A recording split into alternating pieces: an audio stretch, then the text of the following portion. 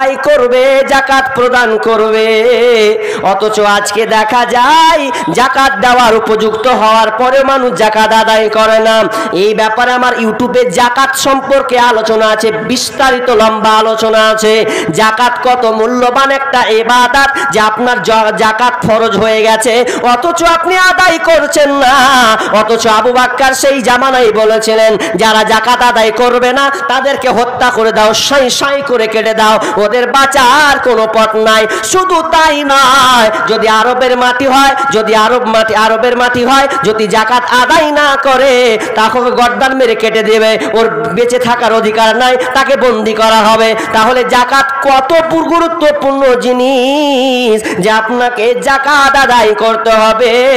আর 5 নাম্বারটা কি শুনলেন? ওয়ালাম ইয়াখশা ইল্লাল্লাহ। আর 5 নম্বর গুণ হবে আল্লাহ ছাড়া কাউকে সে তাওয়াক্কা করবে না, আল্লাহ ছাড়া কাউকে ভয় করবে না। সুদে ঘুষে জীবন কাটে করে দুর্নীতি, এমন লোক হয় যদি মসজিদের সভাপতি। সুদে ঘুষে জীবন কাটে করে দুর্নীতি, এমন লোক হয় যদি মসজিদের সভাপতি। ভাইরে সত্য কথা বলতে গেলে মোল্লার চাকরি নাই, ভাইরে উচিত কথা বলতে গেলে মৌলবীর চাকরি নাই। আমাদেরই কপালেতে শান্তি বুঝি নাই, ভাইরে আমাদেরই কপালেতে শান্তি বুঝি নাই। এত দুঃখ রাখবো কোথায়, রাখার জায়গা নাই, ভাইরে এত দুঃখ রাখবো কোথায়, রাখার জায়গা নাই। আমাদেরই কপালেতে শান্তি বুঝি নাই, ভাইরে আমাদেরই কপালেতে শান্তি বুঝি নাই। 5 ওয়াক্ত নামাজ পড়ে কপালেতে দাগ, মক্কা থেকে নামের আগে লাগাই হাজী সাহেব। 5 ওয়াক্ত নামাজ পড়ে কপালেতে দাগ, মক্কা থেকে নামের আগে লাগাই হাজী সাহেব। চায়ের দোকানে বসে হাজী টেলিভিশন চাই, ভাইরে চায়ের দোকানে বসে হাজী টেলিভিশন চাই। হিন্দি গানের তালে তালে পা দুটি নাচাই, ভাইরে আমাদেরই কপালেতে শান্তি বুঝি নাই। এত দুঃখ রাখবো কোথায়, রাখার জায়গা নাই, ভাইরে এত দুঃখ রাখবো কোথায়, রাখার জায়গা নাই। আমাদেরই কপালেতে শান্তি বুঝি নাই, ভাইরে আমাদেরই কপালেতে শান্তি বুঝি নাই। সমাজেতে অসঙ্গতি বলবো কত আর, গায়ের জোরে বিচারপতি ঘুষেরই কারবার। সমাজেতে অসঙ্গতি বলবো কত আর, গায়ের জোরে বিচারপতি ঘুষেরই কারবার। ভাইরে গরিব দুঃখী টাকার লাগি বিচার নাহি পায়, ভাইরে টাকার লাগি গরিব দুঃখী বিচার নাহি পায়। আমাদেরই কপালেতে শান্তি বুঝি নাই, ভাইরে আমাদেরই কপালেতে শান্তি বুঝি নাই। বড় ছোট নাই ভেদাভেদ, কোথায় মান সম্মান, বাপের সমান মুরব্বিকে করছে অপমান।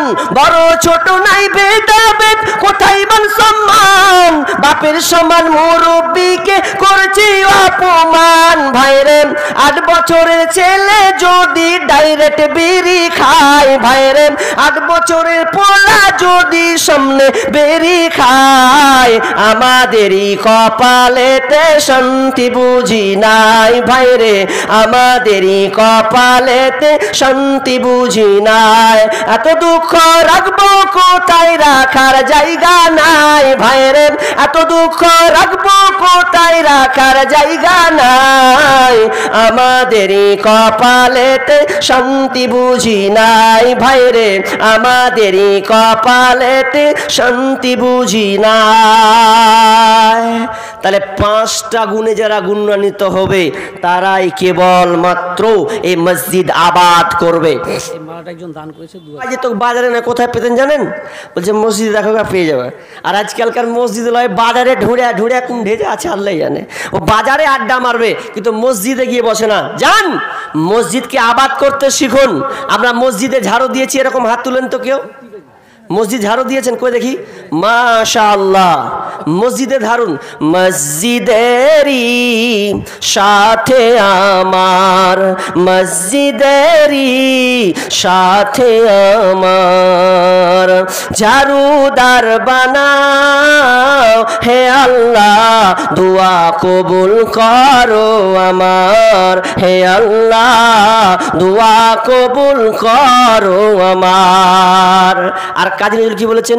মসজিদেরই পাশে আমার কবর দিও ভাই, যেন গোর থেকে মুয়াজ্জিনের আজান শুনতে পায়।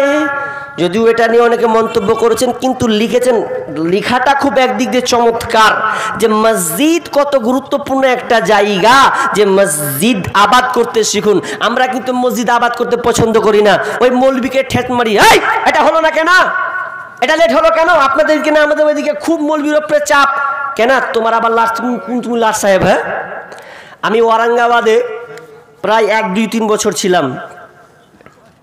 তা একটা লোক ছিলেন, লোকটা হচ্ছে প্রায় 3 থেকে 4 কোটির মালিক, 4 কোটি। ওই লোকটাকে দেখতাম ফজরের পরে যখন নামাজ হয়ে যেত, প্রতিদিন দেখতাম লোকটাকে যে প্রতিদিন একাই ঝাড়ু দিত, পরিষ্কার পরিচ্ছন্ন করত। তা কতটুকু তার মসজিদের মাহাব্বাত ছিল।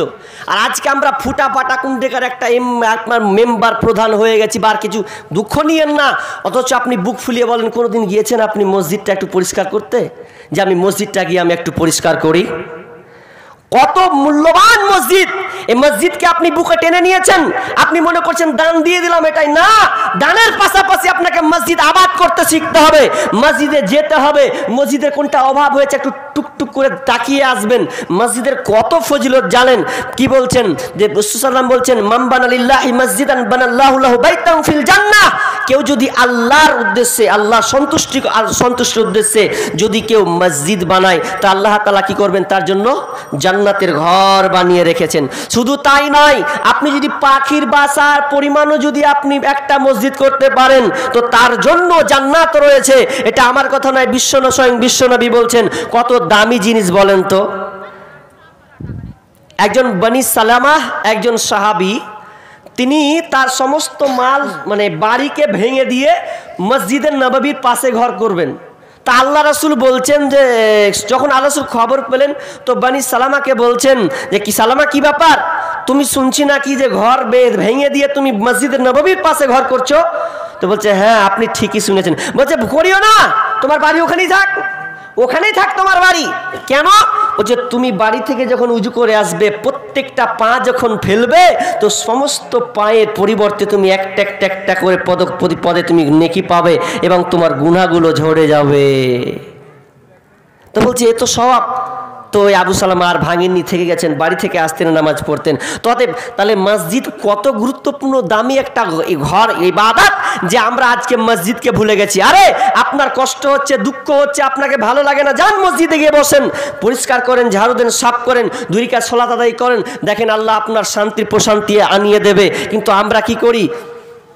মানে শান্তি তো নেই, ওই টাউনে গিয়ে যে একটা বেরিয়ে গেলা যাবে, ভালো লাগে না, জ্বালিয়ে খেয়ে নিলে টানছেও, মানে ওকার ভাল লাগে না, বিবির বকানি খেয়ে যে ওই যে কাকে জ্বালিয়ে নু, ওটা বাদ দিয়ে আপনি মসজিদে ঢুকুন, আল্লাহর কাছে 2 রাকাত সালাত আদায় করে বসুন, একটু দেখভাল করুন, দেখেন আল্লাহ আপনার অন্তরকে প্রশান্তি করে দেবে। কিন্তু আমরা চলে গেছি উল্টা জায়গায়, এই জন্য তো আমাদের কায়দা। তো দেখেন সময় চলে এসেছে, শেষের দিকে দানের কথা বলা হয়েছে। তাহলে দান মসজিদে দিবেন, এই মসজিদে আপনার দান আপনি যদি চলেও যান, মরেও যান, তবু আপনার এই দানটা থেকে যাবে, এই দানটা অব্যাহত থাকবে। আপনি মরে হাড় হাড্ডি হয়ে যাবেন, অথচ এ থেকে যাবে। আমি আর বিষয়কে লম্বা করছি না, কিছু টাচ দিব এই দানের ব্যাপারে। দান কত মূল্যবান জিনিস। আল্লাহ তাআলা বলছেন, বিশ্বনবী মনে করছেন, ইয়া ইবনে আদম আনফিক উনফিক ইলাইকা, আনফিক ইয়া ইবনে আদম উনফিক ইলাইকা, তুমি আমাকে দাও, আমি আল্লাহ তোমাকে দেব। বলেন তো, আপনার কাছে 5 কেজি ওজনের একটা পটলি আছে, তো আপনি যদি 10 কেজির পটলিটাকে ধরেন, তো 5 কেজিটাকে ছাড়তে হবে কি হবে না? ওটাকে ছাড়বেন তবে না আপনি 10 কিলোটাকে ধরবেন। তো আমরা কি করি, 10 কিলোটাকে ধরার চেষ্টা করি না, আবার কি করি যে ওটাকে একসাথে জোট করার চেষ্টা করি। এটা আপনি করিয়েন না, দান করতে শিখুন। দান আপনাকে কৃপণ করবে না, বরঞ্চ দান আপনাকে আরো বড় করে তুলবে। এক বনী ইসরাইলদের একটা ঘটনা আছে যে একটা লোক স্বপ্ন দেখছে। তো স্বপ্নতে কি দেখছে, তো স্বপ্নতে ও দেখতে পাচ্ছে একজন বোন দিয়েছেন কটা 70 টাকা, আল্লাহুম্মা সাল্লি আল্লাহুম্মা বারিক আলাই, যে বলছে যে তুমি টাকা পয়সা নিতে চাও, তো টাকা পয়সা নিতে গেলে তুমি যদি ধনু ভাণ্ডার নাও, গাড়ি বাড়ি নাও, তাহলে তোমাকে একদিন ফকির হতে হবে। সকালে চট করে ঘুম ভেঙে গেছে, যে স্বপ্ন আমি কি দেখলাম, একজন দিয়েছেন 150 টাকা, আল্লাহুম্মা সাল্লি আল্লাহুম্মা বারিক আলাই। তো চট করে ঘুম ভেঙে গেল, তো স্ত্রীকে বলছে, শুনছো গো? বলছে আজকে আজব স্বপ্ন দেখলাম। কি স্বপ্ন দেখেছো? বলছে স্বপ্ন দেখলাম, 2টা স্বপ্ন দেখানো হলো। একটা স্বপ্ন দেখলাম যে আমাকে টাকা পয়সা জমি জায়গা সব কিছু দেবে, কিন্তু এক জায়গায় আমাকে গরিব অসহায় হয়ে যেতে হবে। তো বলছে তুমি এটা নিবে না ওটা নেবে? তো স্ত্রী বলছে এক কাজ করো, আগে টাকা পয়সা বড় লোক তো হও, তারপর দেখা যাবে। এবার যখন আল্লাহকে টাকা পয়সা ধন সম্পদ দিল, বলা হয়েছে একদিন সে ফকির হয়ে যাবে, কিন্তু লোকটার গুণ কত ভালো ছিল দেখেন। তাকে যখন আল্লাহ ধন সম্পদ দিলেন, তো ধন সম্পদ দেওয়ার পর তিনি কি করলেন, আজ প্রতিদিন সে আল্লাহ রাস্তায় দান করতে থাকে। দান করেই যায়।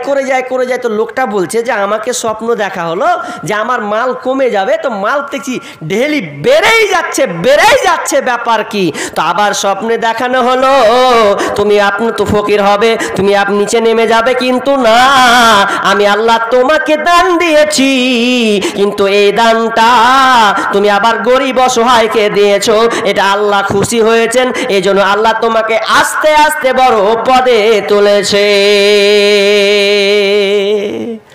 দান কোনোদিন কমে যায় না। আমরা দানে অসচ্ছলতা মনে করি। আর সামনে কি কইতে খালি ইহুদির ব্যাপারে, খ্রিস্টানদের ব্যাপারে বেরাদারা হল খুব তথ্য কি দিল যে তারা এত খাতারনাক, এত কি, তা আমাদের তথ্যটা ঘোড়ার ডিম কে তুলবে? আপনি ইহুদি খ্রিস্টানদেরকে দেখেন, ওরা আমাদের মতন এরকম কালেকশন করে না, তো চেয়ে বেড়ায় না, ওই জন্য ওরা সবচাইতে আগিয়ে আছে। কি মনে করছেন আপনি? ইহুদি খ্রিস্টান হলে কি হবে? তারা যারা ওই ধর্মকে যারা লালন পালন করে, ওরা আমাদের মতন এভাবে চায় না, দে বাপ দে, দে বাপ দে, এরকম লয়। ওরা আগেই ক্যালকুলেশন করে নেয় কাকে কতটা দিতে হবে, এটা আমাদের মতন চাই না। ওদের ঠিক ঢেরি টাকা পালালে